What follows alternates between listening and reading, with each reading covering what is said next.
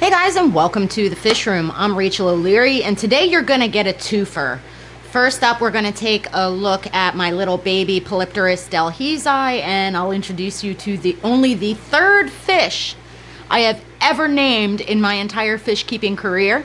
And then we're gonna go out to the greenhouse and make up my vegetable soil mix. I actually did that yesterday, but I wanted to share it with you guys so I could include you on that entire process. So I don't generally name fish, and I think that's because for the most part I work with fish that don't necessarily have the most individual of personalities, you know, tetras, danios, rasboras, corydoras, even plecos, don't always show the most independent of personality characteristics. However, you know, I do have quite a few large fish. I have Captain Cranky Pants, my wild Oscar. I have my big boys, which you can probably see begging behind me. And I have my betta, Sid Fishes, who has quite the personality. But with my new little guys, there's something special and unique that just required a name. So let's take a look and I'll show you what I'm talking about. So as we look in this aquarium, we see my Polypterus delhezi babies. These are an upper jaw Polypterus species, meaning they don't get nearly as large as my big boys, which makes them much more suitable for the average aquarist to be able to keep. Here they're eating shrimp pellets, and you can see they have a really good appetite. And upon first glance, you may not notice anything particularly unique about either of these fish. They look almost identical. They're about the same size. But when we take a really close look at the one on the right, you can see that right behind its head, it is lacking that paddle-shaped fin. And I knew it from the time I got them, but I was sort of hoping it would grow back. This particular fish has the best appetite of the three that I picked up. It swims just fine, it's obviously eating just fine, and so I'm going to keep it and grow it out, but it has earned it a name. I've named this one Gimpy. And I think you have to agree, Gimpy is super adorable. Now, for those of you that are new here, I have an absolute love of primitive fish, of these sort of ancient polypterid species.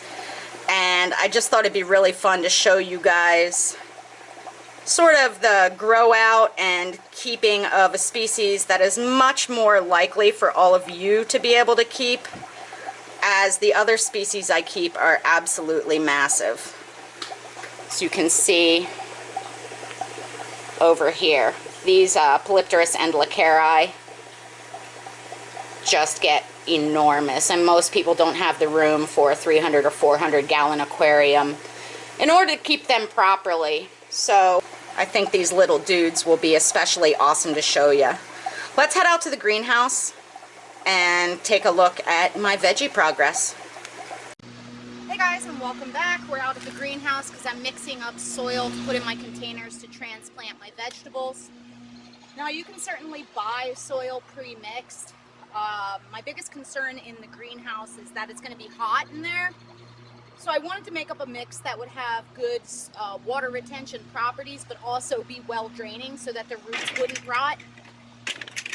So what I've done is I've purchased a bunch of bagged organic mix, some huge bags of perlite, and then I have soaked some peat, and I also have coconut coir. And the hope is by mixing the perlite and the peat with this denser raised bed soil, that will get a nice, light, fluffy soil that stays well hydrated. I also have some all-purpose organic fertilizer to mix in for this initial planting, and we'll see how it goes. So I'm just going to mix up equal parts of these various components and take a look at how it feels. I don't really know what I'm doing, but I like to pretend that I do, or at least use my powers of deduction to make an educated guess. I have done a bit of research on what has worked for other people. There's a lot of ideas for self-watering trays, for air pruning roots, for for commercial mixes, for fertilizers, and we're basically just going to see what works this season.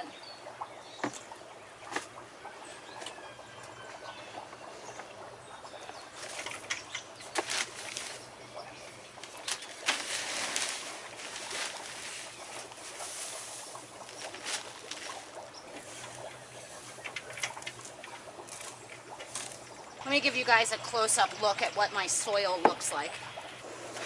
You can see it's nice and light and fluffy, and the hope is that the peat will hold the water content well, and that this will work out. I'm going to go ahead and mix in some fertilizers, and then we'll make some pots. So I didn't film most of it because, quite honestly, I was grunting too much, but I went through and repotted all my seedlings and young plants into containers. Now it's possible as they grow I'll need to thin them into more containers, which I have plenty, but for now they were using up too many nutrients to stay in the little tiny Jiffy pots. Plus it was hard to keep them hydrated, but they're not quite big enough to be in their forever pots, if you will. So we're just going to continue to grow them like this, and then I'll continue to add more of these 12-inch pots as they need it. Now obviously I went ahead and did the tomatoes like they will be. The beans, which are these guys, and the peas will probably be okay. I'm going to have to run some sort of line to them because they'll creep and vine. And the peppers will likely be okay, a little bit crowded, but things like the broccoli, which are all of these, will certainly need to be thinned. But you can see my onions are doing awesome. My lettuce is really coming up. This is a mesclun mix. So I'm pretty excited so far. Stay tuned for more veggie updates. Oh, and also, one of my super fans, Stephanie Velikai, sent me plumeria. So for the first time ever, I'm trying to root that, and I just used the same mix as my succulent mix. And we'll keep an eye out in the next week or two. These ends should start producing leaves if they're viable, and then I'll have cool new houseplants. I ended up making 4 wheelbarrow loads of soil, and I had one too many. I guess I wasn't paying attention. So I'll probably end up drilling out the potato box and just dumping this in there for now until it's ready to be fully filled. It's going to be probably 6 weeks yet before I have the slips ready for the sweet potato vines.